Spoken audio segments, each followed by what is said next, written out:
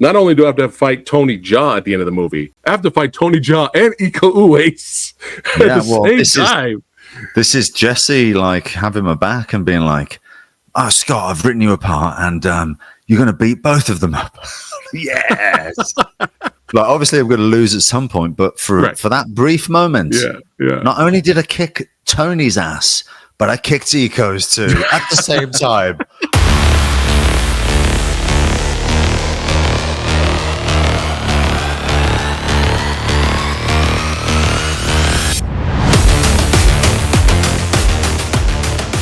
Yeah.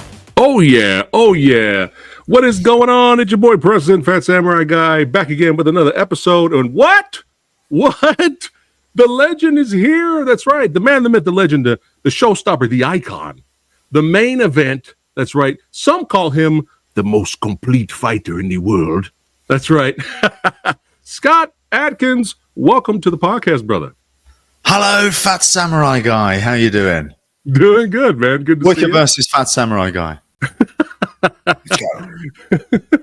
Well, you know, we'll get to that fat suit a little bit later. Oh yeah, with a certain project, which I really love. But thanks again for hanging out, man. Movie Dojo podcast. I have the legend himself here. Finally, man, and you are a busy man, but thank you so much for taking the time to hang out with me and talk movies. And man, you have a plethora of just awesome content out there. Just so many amazing, awesome martial arts fights, action movies. Your legacy is intact, sir. And you're not done. You're just getting better. And you've had a hell of a year already. Yeah, hell of a year already with Diablo and Prisoner of War, which we're going to get to a little bit later, brother. But yeah, man, hey, let's go back in time a little bit. And brother, how did you get into martial arts, brother?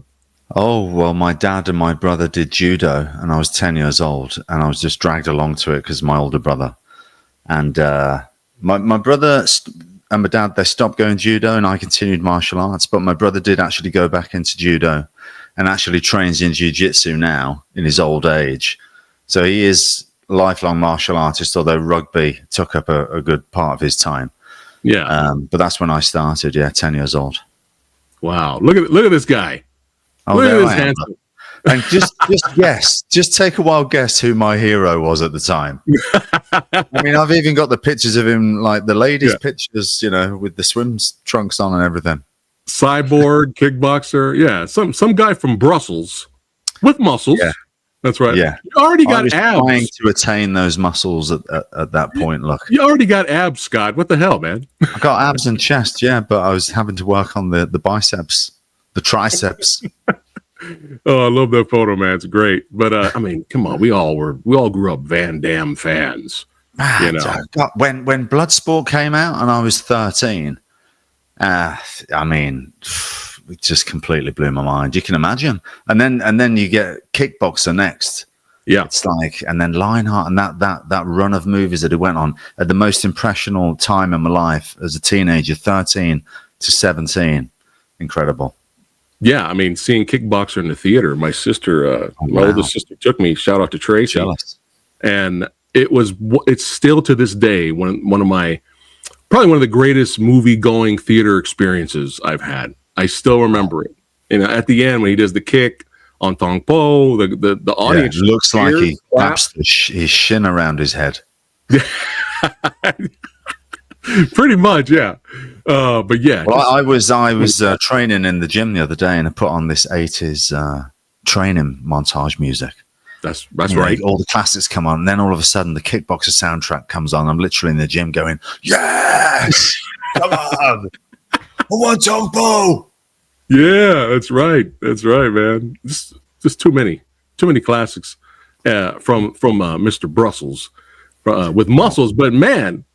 Being a fan and, you know, him inspiring you to take martial arts and all that kind of stuff. And then later in your career, you know, you got a chance to work with him. And what a great fight at the end of Shepard here, Border Patrol. This must have been surreal for you. It was surreal. The first time I met him I went out to Los Angeles. I did the film with Isaac Florentine, Special Forces, 2003. Isaac he let me stay in his garage, which was half dojo in LA. And I got to meet Van Damme, and it was a crazy, surreal moment. And then he gave me he left a message on my answering machine, and he's like, "Scott, I got a great idea." And he had an idea that they were going to do a Kickboxer TV series, and it was going to star me. And it never happened, but at the time, I just remember getting that phone call, being like, "Oh my God, I can't believe what's happening." And yeah, I did 4 films with the guy. First film, The Shepherd. Second film, I starred alongside him, Assassination Games. And then, of course, it was Universal Soldier 4 and then Expendables. Yeah. I mean, how cool was that? But yeah, Van Damme is a legend. But besides Van Damme, were there any other martial arts icons that inspired you? All the usual suspects at the time, you know. I mean, Stallone was huge in my house, and Arnold. I remember seeing Commando when I was very young, First Blood, Rambo 2. Bloodsport obviously came along 13, and Chuck Norris. And then all the martial arts guys of the time, I just loved, like, you know, Mark Dacascos and Gary Daniels and, you know, Michael Dudikoff, like anyone who was making those sorts of 80s action flicks. I just gravitated to all that stuff. And of course, the Hong Kong guys, which came later, actually, because in England, we didn't get, like, Bloodsport and a load of American-made martial arts films came out before Police Story, which was the first big Jackie Chan film. So that was like, I feel like it was like already in the 90s by the time we got the influx of Jackie Chan stuff on VHS. Wow. Well, speaking of Jackie Chan, man, some more surreal moments for you. How was it to work with this legend? Wow, look at that. Amazing. Second ever film, Accidental Spy, that I did. Small part in that. Amazing to get to work with him.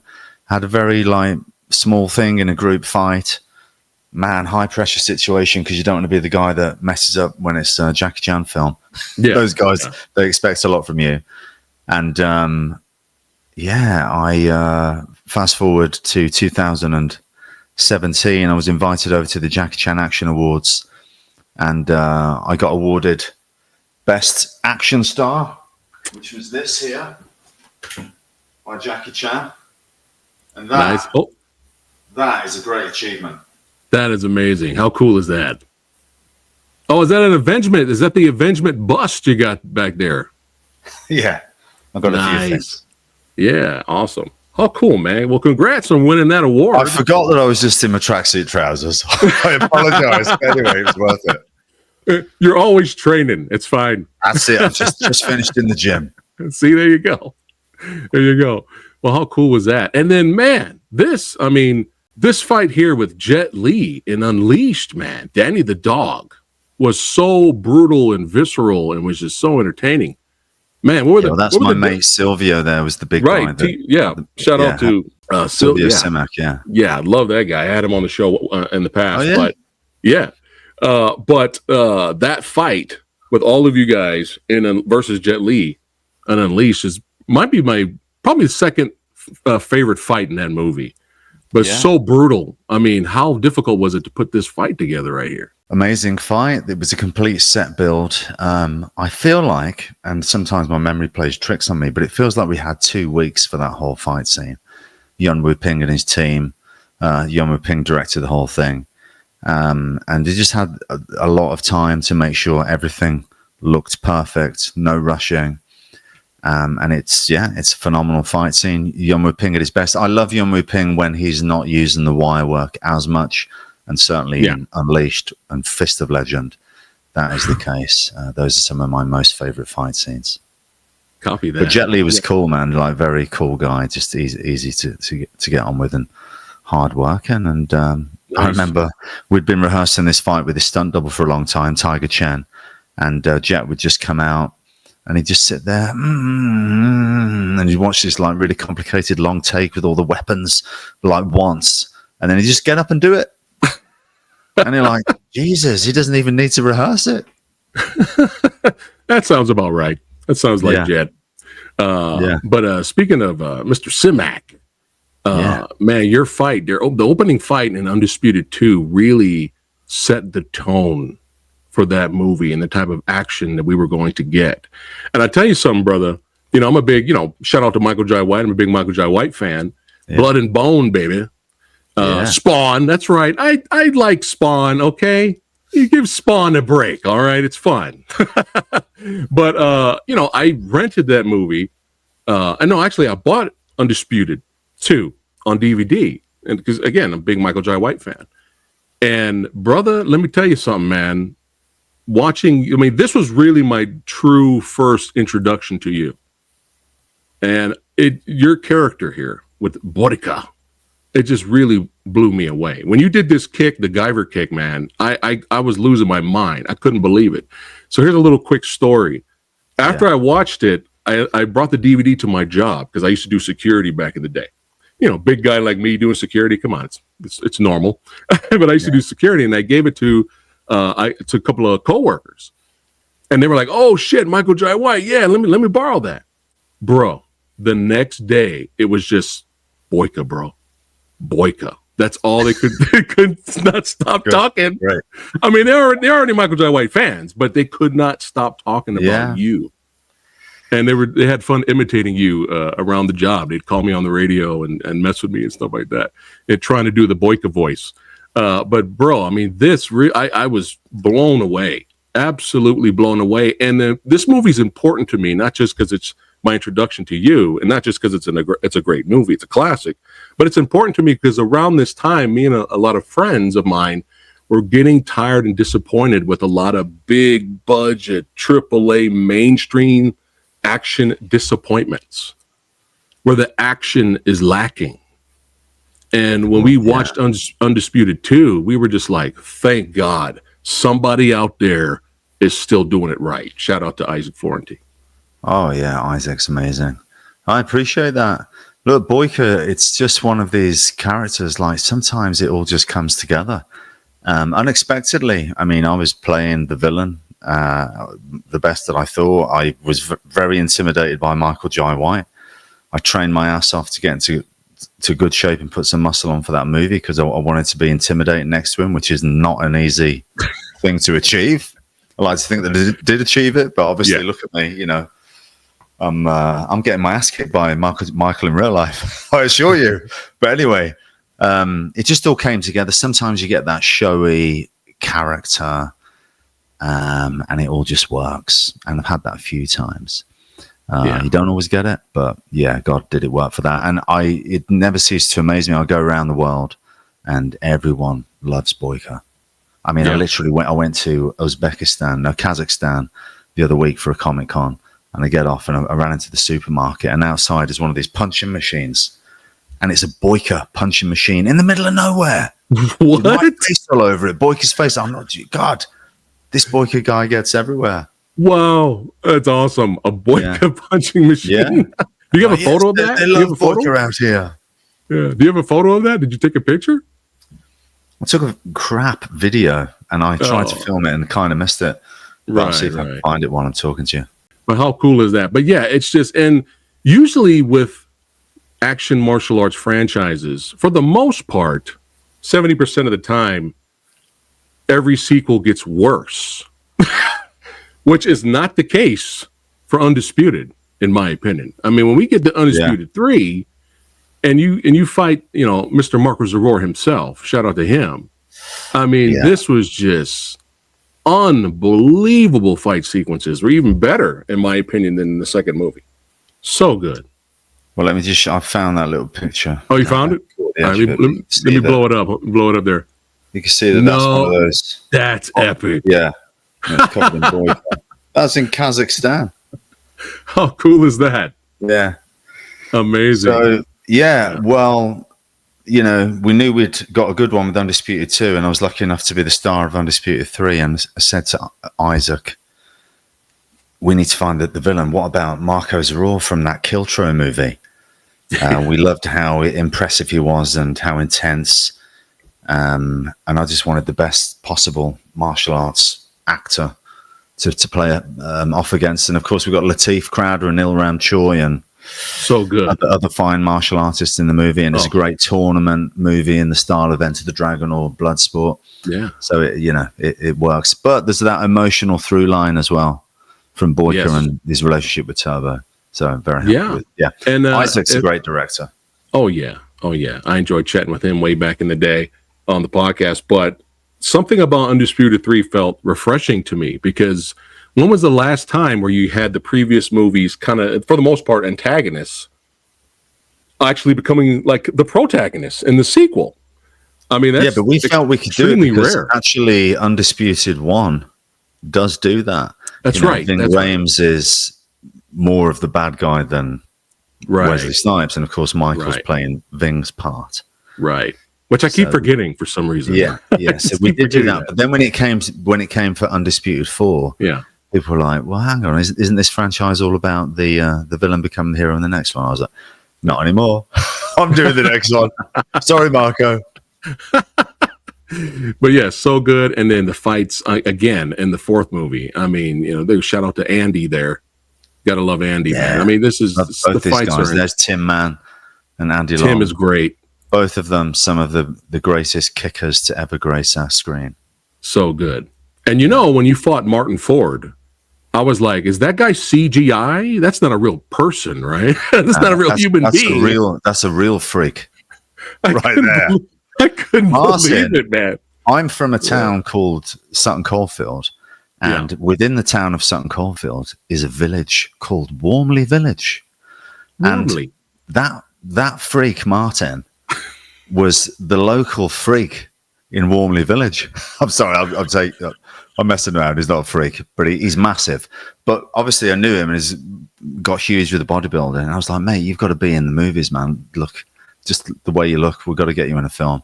And his first film was Boyka. Yeah, I mean, he's done great things now. He's all over the place now. Yeah. He's in Mortal Kombat 2. I'm not even in Mortal Kombat 2, but Martin is. But for his size, he moves really well. Like he's not like a trained martial artist, but he's such a great athlete that he picks things up really well. Oh yeah, for sure. But man, triple threat. Shout out to Jesse V. Johnson. Man, I mean, all-star cast in here for all you martial arts film lovers. And this movie gets better and better with age. The more you watch it over the years, it just gets better and better. Good. Yeah. Now, when you put this fight together, going against Tony Jaa, you were literally the final boss at the end of this movie. And look at us there. We're covered in sweat. That is, we're wet because we're sweating. It was so hot. Yeah. But man, you know what? We all wanted to work with one another. Right. We didn't have a massive budget, so we had to shoot the fights really quick. So you look at a film like Hitman 4 or Unleashed, you're filming fights for 7 to 14 days. Right. Triple Threat, we're having to do them in 2 days for the major end fight. But I said to producers, look, this isn't good enough. Me and Tony Jaa, I want to make it a good fight. So I hung around for an extra week for free, and we got another like half a day to make that second part of the fight with Tony a bit longer. Yeah. And it was worth it. But, because of the magnitude of the cast, people assume that we probably would have had more time and budget. We should have done, but we didn't. But we did a good job with what we had. Oh, yeah, for sure. But, man, Jesse did a great job. Oh, yeah, shout out to Jesse, man. Yeah. Love talking to that guy on the podcast. But, man, just imagining you're like, wow, okay, not only do I have to fight Tony Jaa at the end of the movie, I have to fight Tony Jaa and Iko Uwais at the same time. This is Jesse, like, having my back and being like, oh, Scott, I've written you a part, and you're going to beat both of them up. Yes. Like, obviously, I'm going to lose at some point, but for that brief moment, not only did I kick Tony's ass, but I kicked Iko's too at the same time. And they're both lovely guys, and I couldn't believe Iko's let me doing it. But trust me, Iko gets his own back in this year's release of Skylines. Yeah, we're gonna get to that a little bit later for sure. But yeah, man, you're on fire. I mean, Expendables 2. I mean, what a fun fight with Jason Statham. And again, you were talking about, Stallone and Arnold. I got the Predator poster right here. Stallone and Arnold, being one of your heroes. Now you get in a movie with Stallone and Arnold and Chuck Norris. I mean, in my opinion, Expendables 2 is still the best. They're all fun in their own ways, but Expendables 2, I think, nailed what they were figured out the tone on that one, didn't they? Yeah. And then, very lucky to be in that one. because it was almost in the first one, didn't quite work out. And so I'm happy that it turned out to be the second one. Yeah. And I could be Van Damme's right-hand man. And yeah, like a huge fan of all those action stars. And there they all were. And I was in this huge movie with all of them. Like, I couldn't believe it at the time, of course not. Because at the end of the day, Preston, I'm like you, mate. I'm like a flipping film geek. I just love it. But I've been able to get into it, but I'm still that. Just a huge fan of action movies. Yeah. Yeah. Now I got to ask you, what's some of your favorite martial arts movies of all time? Well, I'd have to say number one, I'll have to go with Enter the Dragon, because it is the ultimate martial arts film. Yeah, there he is. Represent. Yeah, it's Bruce Lee at his best. Bruce Lee at his most dangerous, and it's pretty scary in that film. Yeah. And it's great the way it's put together. Amazing fight scenes. I love the way the camera just lingers on him for those long fights. Yeah. Like, I sometimes think, like, whose idea was to do it like that? But it's brilliant. It works really well. But he's such an amazing martial artist. He's on point with everything. In the days when he had to wait for the dailies the next day to check if everything hit, you know what I mean? Yeah. But he just has to just stand there. That's all he has to do is just stand there. And he owns the screen. Drink the tea, or like just pull the dart out of the apple. And he's absolutely magnetic, the most charismatic actor you've ever seen in your life. I don't care who we're talking about, Marlon Brando, Antonio Banderas. Nobody is as charismatic as Bruce Lee. That's right. Facts. Yes. He'll suck all the charisma out the room, and he'll take it all on board. He's the man. I've never seen anything like it. And I've never seen one bad photo of him. He looks great in every picture. And I've seen a lot of photos. I've not seen one bad photo. The guy's incredible. Yeah. But some other of my favorite martial arts films, I would just say Fist of Legend. I would say Armor of God, Police Story. Yeah. I would say The Raid. You know, I could go on, of course. You have good taste, sir. You have good taste. Now, just for fun, any non-martial arts movies you enjoy? What's some of your favorites? I think the best movie ever made is Jaws. Oh, shit. Yeah. What? You know, I got the 3D poster right over here, son. Jaws 3D poster. Oh, my God. Yeah. It's the perfect movie. Perfect script, perfect story, perfect acting, perfect direction, perfect music, perfect scene within the movie. The best scene ever put on film. Some of the best acting. Yeah. It's just phenomenal. Phenomenal. Yeah.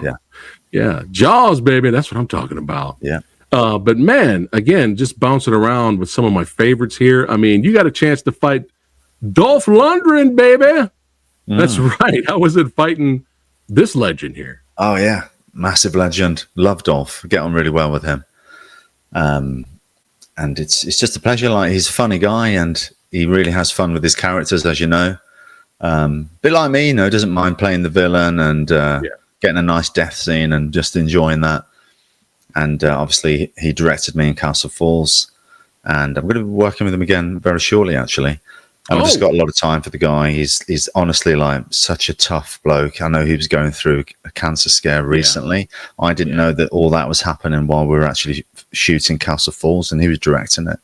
And I never could tell. He was like a complete machine. Yeah. Castle Falls was a lot of fun too. It was like the martial arts action version of Trespass. Walter Hill's Trespass with martial arts. It was good shit, man. I enjoyed it. Yeah. Well, I can't wait to see you guys tag team again. You and Dolph. Let's go. Yeah. But man, the Accident Man films. These are just so much fun, man. Are we going to get a third one?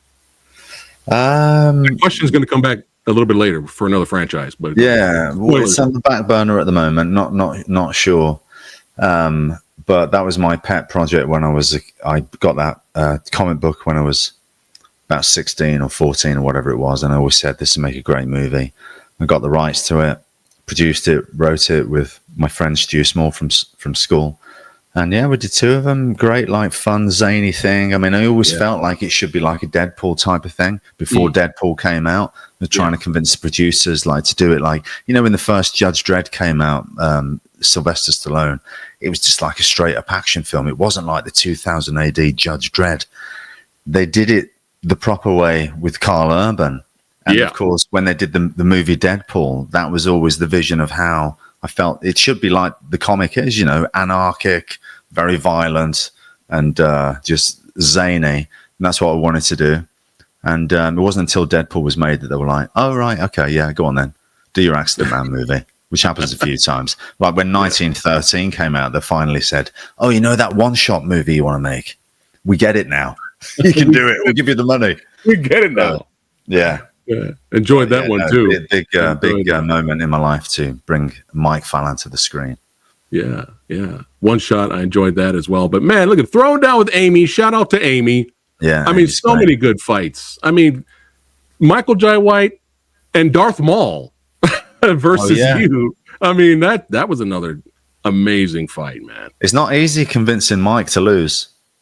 It's like Mike, you sure you agree to this? Yeah, man, I haven't got a problem losing. Yeah, but you sure? Because when it comes down to it, mate, you've still got to lose.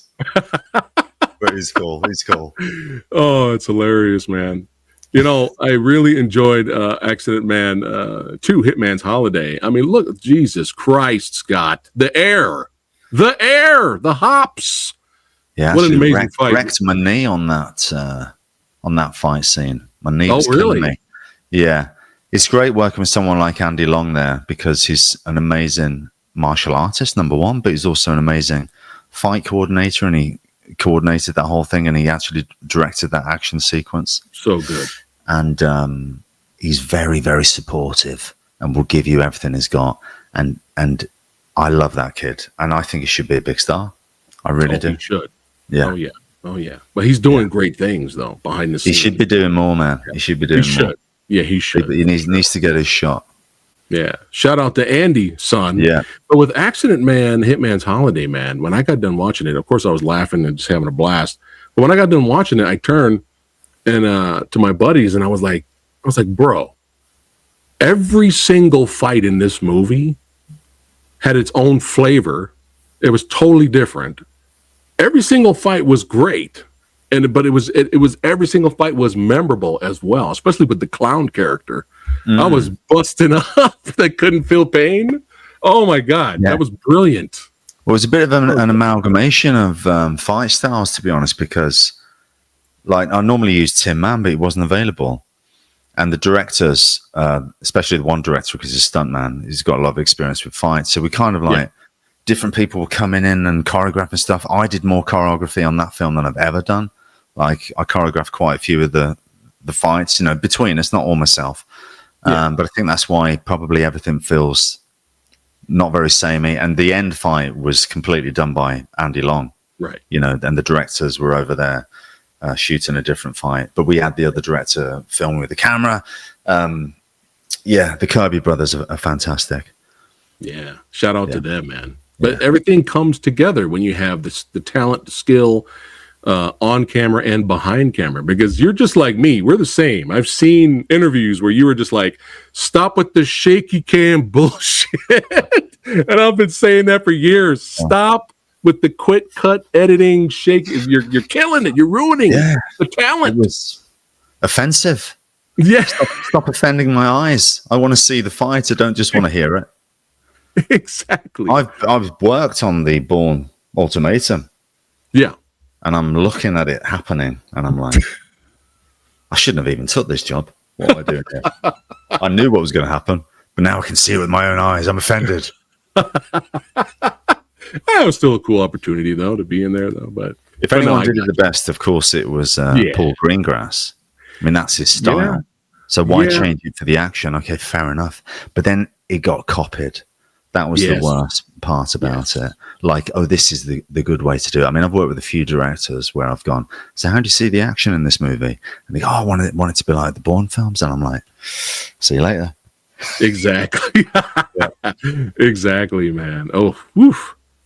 And Isaac Florentine mentioned that as well when I talked to him way back in the day. He was just kind of like, no, I want to just shoot. People he was talking to were confused. I don't know because it's been a while. I don't know if they were producers or people behind the scenes, but they were like, well, let's show this edit here and cut this here. And he was like, no, I just want to just show it. Just not move the camera. Just make sure you see all of it. It's harder to do. And they were confused. It's easier to do the shaky cam. Because if somebody misses, well, I didn't see it anyway because the camera was shaking. Or we'll go to that fifth camera over there where we really don't know what's going on because we've jumped the line. But it's okay. They won't see the miss because no one can tell what the hell's going on anyway. But we'll kind of get the impression that these guys are having a good fight. Yeah. And it's easy to get away. Like, it's rubbish, really. It's much harder to keep the camera still and make everything work. You think how hard Keanu Reeves worked on the Matrix movies to make everything precise and perfect. Being a non-martial artist at that time, the amount of training that they put in. And that really started the whole thing of like, oh, let's train the actors to do their own fights. But then I guess they discovered there's easier ways to do it after the Bourne movies, and that became 10 years of shaky cam. Yeah, the dark times. The dark ages. Which again goes back to what I was saying earlier about Undisputed 2. We were like, thank God. Thank God. Yeah, well, I guess that was happening at the same time as the shaky cam thing was emerging, I suppose. When the first Bourne came out, about 2002, was it? 2003? Something like that. Yeah, I think it was 2002, but I'm not sure. But Isaac Florentine, when he mentioned that to me, he was talking about Ninja. He was talking about Ninja 2. And Ninja, which I enjoyed that. I mean, two ninjas fighting in the middle of the street at night. I mean, how can you not enjoy that? But Isaac was saying that the goal for that first movie was to make it more of kind of superhero comic book style. But he said when you and him paired up for the sequel, you guys really nailed what you were trying to go for with the second one. He was a lot more pleased with the second one. And the second one is one of your best, brother. Like, if I had to make top 10 Scott Adkins movies, Ninja 2 is going on there. The fights are absolutely amazing. Yeah. And you get to fight the son of the legend. I mean, Kane's already a legend himself. And I guess fight his brother in Prisoner of War.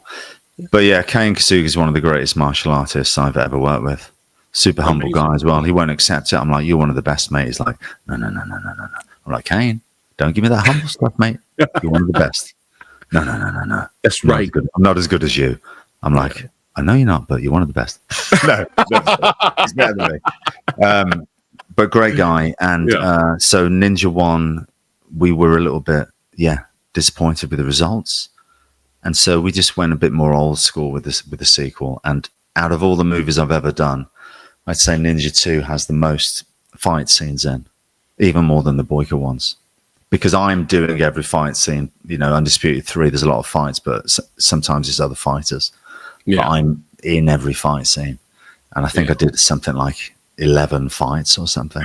Crazy. All satisfying. No filler fights. So good. Yeah. I didn't even know, the first time I watched this, I didn't even know this fight was about to happen. I thought you already fought the main villain, and that was all. The best one. That was the best one, especially when you start busting out the weapons, man. I was like, holy shit. But yeah, so good, so satisfying. Yeah. We had like 3.5 days for that end fight, I think. 3.5 days. Oh, really? Oh, well. Yeah, back in the golden days. Yeah, back in the good old days. Yeah. But now, I mean, you've given us so many dream matches throughout your career, man. Tony Jaa, Iko, all that stuff. Jackie Wu Jing. I'm like the UFC. My career, the best fight the best. nobody gets away from not fighting one of the best. The best. That's right. That's right.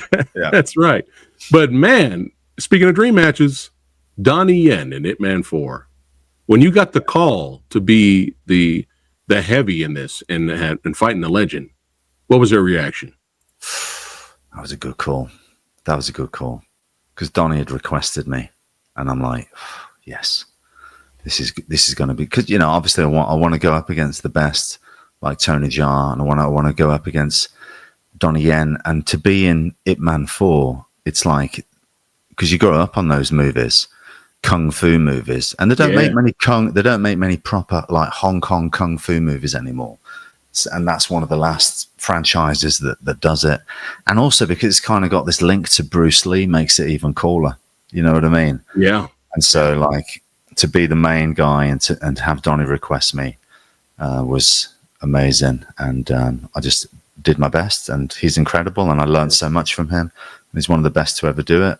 And I look up to him very much, and he's the man. Donnie's currently, I would say, he's the greatest martial arts guy right now. He's the top. Because Jackie Chan, of course, but they're getting up there in age now. But Donnie's still delivering the goods. Still.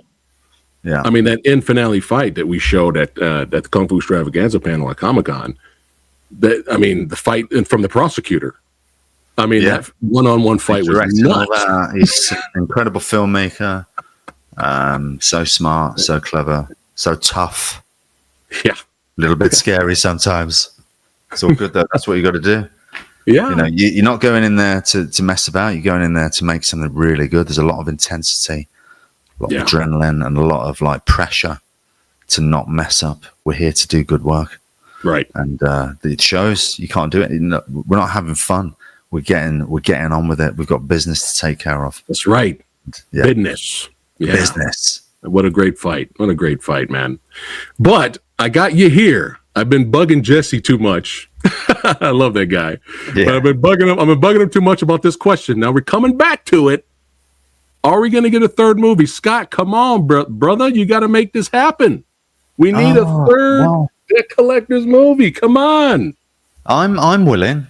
It's up to those pesky producers.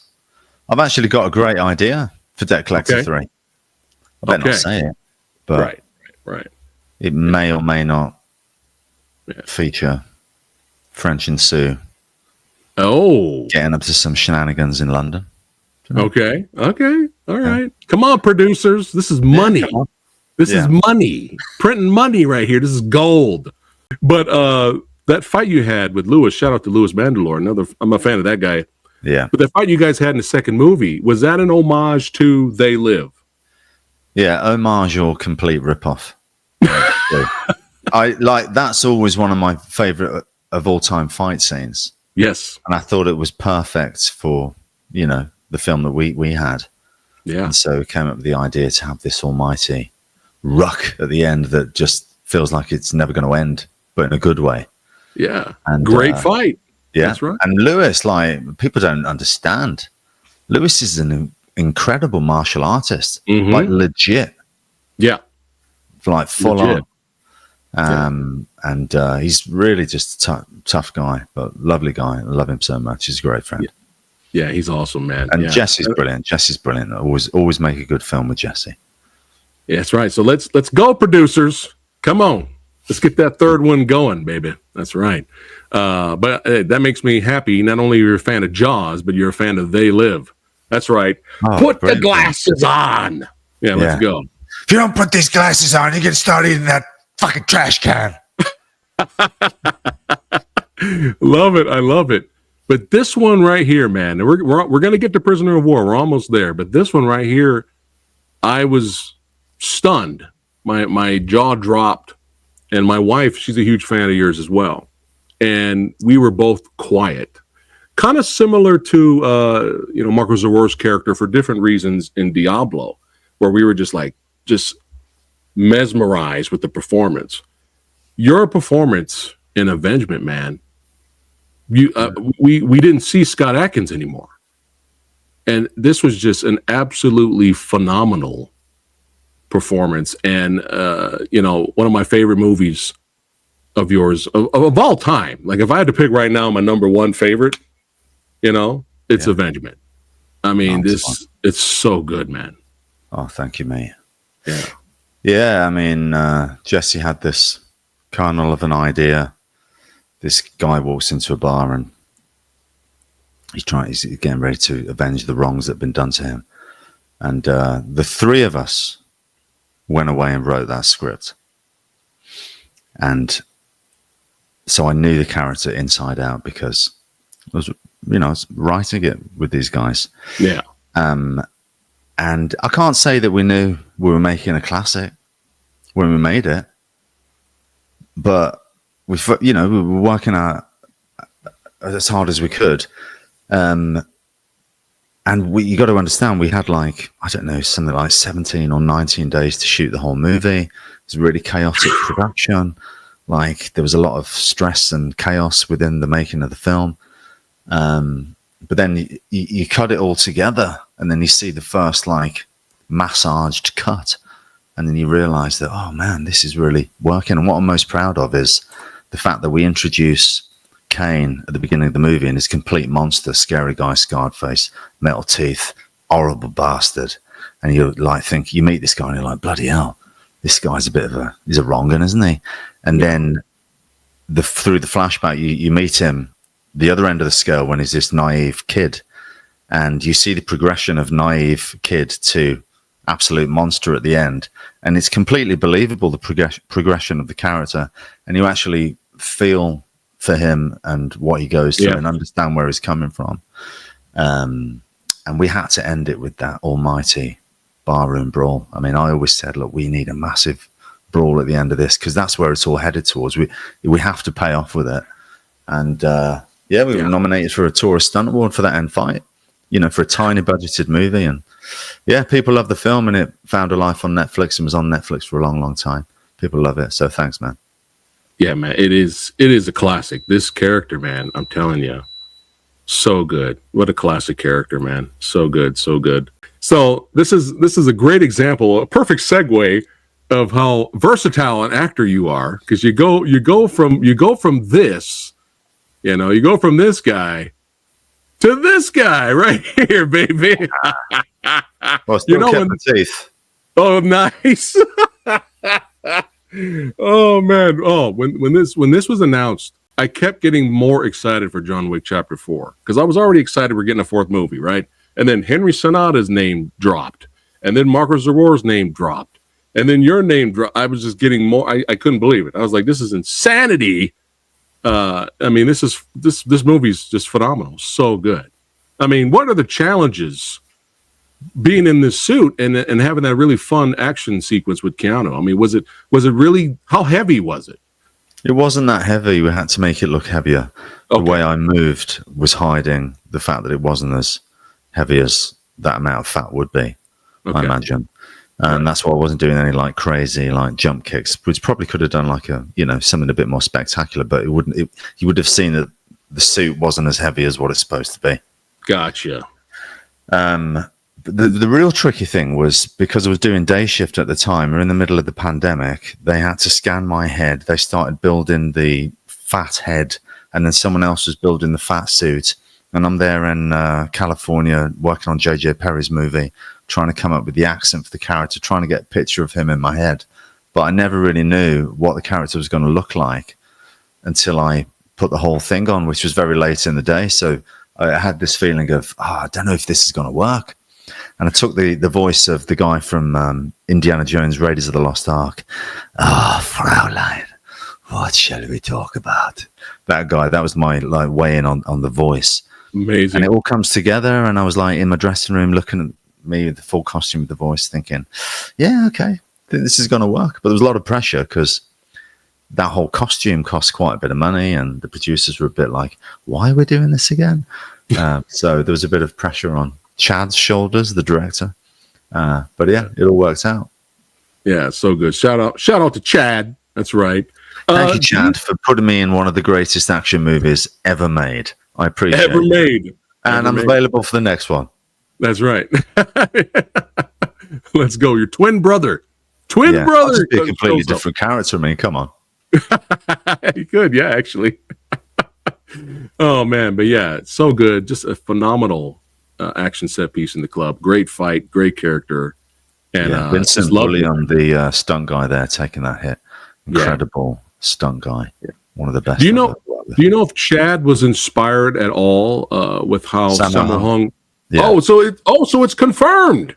He was inspired by Sammo Hung's character from Killzone or SPL. Yeah, that's the red suit. Yeah, completely. That's amazing. Yeah, so cool. So cool. Takes his inspirations from all over the place. I mean, the way he said it to me was, look, I can put Scott Adkins in John Wick 4, and everyone's going to be like, yeah, cool. And put you in an Italian suit, and it's like, yeah. But we've seen all this stuff before. Like, he wanted to subvert expectation. So let's like put you in it. You knew I was good with voices and a character actor trapped in an action star's body. Let's give you a fat suit. And for people that know who you are, they're going to like get a kick out of it. But for people that don't, they're just going to see this big fat guy, and all of a sudden he's going to start pulling out these spin kicks, and everyone's going to be like, oh shit, I didn't expect that. So, Yeah. he's very, very smart guy, Chad is. Nice. Nice. How cool. Oh, man. But Diablo, man, it was a blast having Marco Zaror and Ernesto, the director, on the show, hanging out with Rick Myers. And we had a blast talking about the film and the making of it, and him, creating this character. But man, every single time you guys fight, you really just push the limits. It just gets better and better and better, man. Yeah, man, talk about Diablo. Marco pushes me. Marco's like, he's such a positive guy. He loves to train. He loves martial arts. When we work together, it's like, okay, we've got an opportunity to do something really good because we're both really into this. He's like, come on, man, we got to do this, and I'm all for it as well. So it's the meeting of the minds. But he really and he did the action for that movie, choreographed it, and he's phenomenal and did a great job with that. He's one of the best martial artists I've ever worked with. He's one of the nicest people I know. He's my good friend. I love spending time with him, so I want to make more movies with him. We've hopefully got one coming up. And he introduced me to the director Ernesto, and Ernesto exceeded expectations. Got to remember those films they did in Chile, they have very minuscule budgets. Not that Diablo was a big budget, but they had more to play with. And Ernesto's really shown what he can do. And we came up with the concept for that film on John Wick 4. We came up with the story, the three of us, and then the writer came in and we all worked on it together. And very happy that people seem to really respond very well to the movie. And it's a good old school, beat 'em up action film with a bit of heart.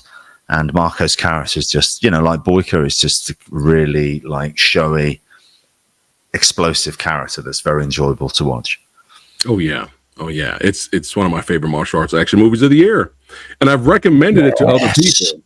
That's right. Sorry. That's right. PhatSamuraiGuy approves. He knows his shit, ladies and gentlemen. He knows his shit.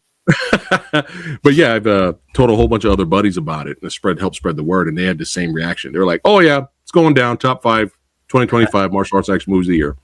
So yeah, if you guys haven't seen Diablo, check it out, son. But Marco did hint that the next collab you guys do may be even of a darker tone, maybe. So in terms of violence and action, and I'm all for it. Let's go, man. Yeah, take it dark. Yeah. But now we have arrived, son. We have arrived. Before we get to it and talk about it, we got to play the trailer for everybody watching right now. Get ready. Hold on to your butts for Prisoner of War, son. Let's do it. Unfriendly's closing in fast from the west. Brace for impact. You boys take cover.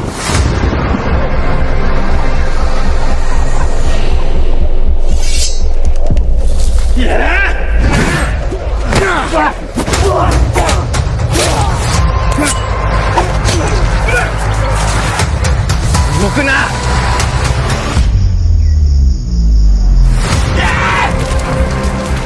中佐連れてきました Sleep well. Tomorrow, you die. So the Brits, are they coming to liberate us or what? We have to. An example must be made. Ito puts all the people who misbehave center stage. Fight to the death.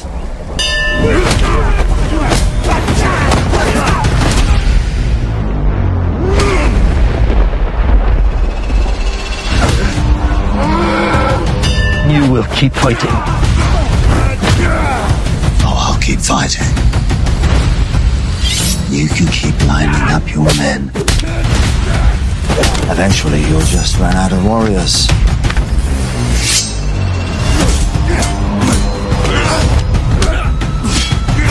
They're coming. We are at war.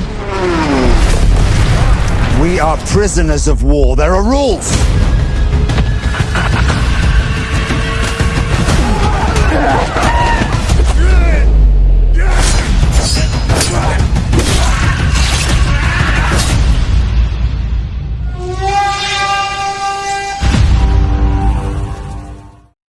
Yeah. Looks good. It is Yo, Yeah, and shout out to the producers who showed up for the Kung Fu Extravaganza this year at Comic-Con. And it was a world premiere. We actually played that trailer for the Comic-Con audience before it went, to the internet everywhere. Yeah, we had the exclusive first, and the audience enjoyed it so much, Scott, that we played it again. We played it one more time. But Brilliant. brother, how did this come about, this project? I actually had the idea knocking around in my head for a while. I wanted to do like the deer hunter, the deer hunter scene that we all know about, with the Russian roulette. Oh yeah, It would be great to have that sort of scenario, but martial arts film around it, and kind of like martial arts escape to victory was the idea. Remember the film with Stallone and the Michael Caine? Oh yeah, Football. Yeah, do you remember that old one? Yeah. Anyway, leads to the escape at the end. But it was just an idea, and then the producer Mark Klebanoff took that idea, went away and wrote a great script and based it around the Death March, which was a real thing that happened in the Philippines, Japanese prisoner of war camp. And we wanted to make my character English, because how do you explain that this white guy can do martial arts in that time period? And what we came up with was that he's the son of a rich businessman in Hong Kong, English colonial city. Yeah. And he's learning martial arts on the streets of Hong Kong. He's traveling around Asia. He's a bit of a wanderer in that way. And when his father dies, he's living in his shadow. He moves back to England because his father was a war hero, enlists in the RAF and wants to fight for his homeland in World War II. And that's how James Wright is able to know martial arts. We could do a whole prequel with this character. I think it's pretty interesting. But yeah, it's like a real struggle between the main Japanese prisoner of war guy, the main general or whatever you call him, and my character. He doesn't want a scene to shoot me in the head. He wants me to be beat legitimately by one of his Japanese students because he's teaching more karate. It's not good enough to just behead me. I need to lose, like mano to mano fighting with fists in the ring, empty hand karate.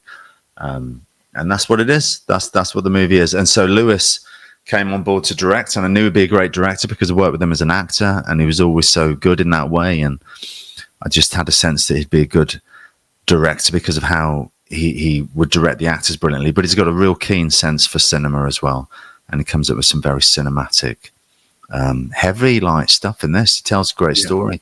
It's very cinematic. And DP Nicolo, he's fantastic, who also did Diablo. And I'm very happy with the results. We shot it in the rainy season in Philippines, which wasn't very clever. Absolute nightmare. But it looks good. Right. Well, I really enjoyed it, man. I had a blast with it, man. Really, really enjoyed it. But let's take a look at it again. I'm going to bring it up here. Give me a second. So how long did it take to film the movie again? I guess 4 weeks in the Philippines. Like the set was blown away. There was a tornado when we first got there. Oh, wow. Yeah, it was a rainy season, but I locked him into that. This is Shane Kasugi here, brother of Kane Kasugi, son of Sho Kasugi. Yes. And he's a fantastic martial artist, as you can imagine. Knows how to wield that sword properly. Mm-hmm. Yeah, I had a blast chatting with him a couple of weeks ago. But yeah, you did, yeah. He was excited. He was really excited that this movie's coming out, which he should be because it's really entertaining. Very well done, brother. But yeah, he helped bring in all the Japanese martial arts actors. And really? For us, yeah. He helped do that as well as appear in the film. And of course, because he speaks good English, he was the translator for us. Nice. We had Stephen Remy choreographing the action, shooting the action, who was involved with Monkey Man. Got Peter Shinkoda here, is a great actor. Man, brings a lot of presence and. He elevates this character. He does this brilliant performance by him. Yeah. I mean, look at the face. Yeah. I mean, come on. He knows how to smoke a cigarette. I'll give him that. Yeah, Peter's great. He's really good in this movie for sure. We got a Power Ranger in this, Michael Copon, who was one of the producers as well, and he's a great guy. Got Cowboy Cerrone, who's actually a really talented actor. And he's like, he's got that Steve McQueen look about him. There he is. Yeah, There's it was Mike. cool. Yeah. It was cool meeting him at Comic-Con. It was really awesome meeting him. But yeah, Donald Cowboy Cerrone was great in this as well. Yeah. And as you can see, it's just shot really well by Nico de la Feur. Got that gladiator moment there. That's real rain. Couldn't escape it.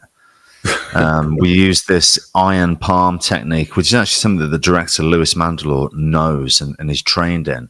We're trained under this Sifu in LA, Winston Omega, who could actually do all this stuff. It is legit, and you just turn your fist into a piece of iron by building up the calluses, by hitting metal and different things, anvils, and you can make you can like develop chi.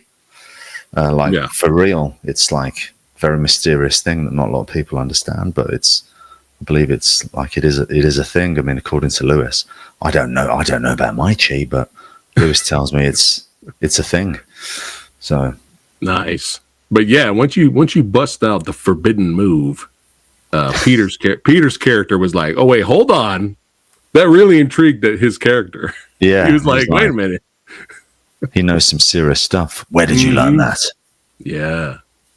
And oh man, shout out again to Lewis shooting all the fight scenes. Just so good. You can see it. Look, you can see all the action, folks. Yeah. Steadicam, got a great Steadicam operator over from Thailand who's always in the right position. Like that's what you need. You need a camera guy that understands the action and the fight and where to place the camera. And it's going to be where it's supposed to be when you told him to be there. And it's not as easy as it sounds. So we had a great Steadicam guy there. But yeah, there's me getting all Rambo First Blood Part 2. Could have had some leeches on me. I know, right? Yeah. Oh man, but he's trying to break you. It's very Rambo 2, Missing in Action 2. Yes. Yes, Mission in Action 2. Feel about it. Yeah. I hurt my hamstring, to be honest. I was struggling a bit with some of the action. But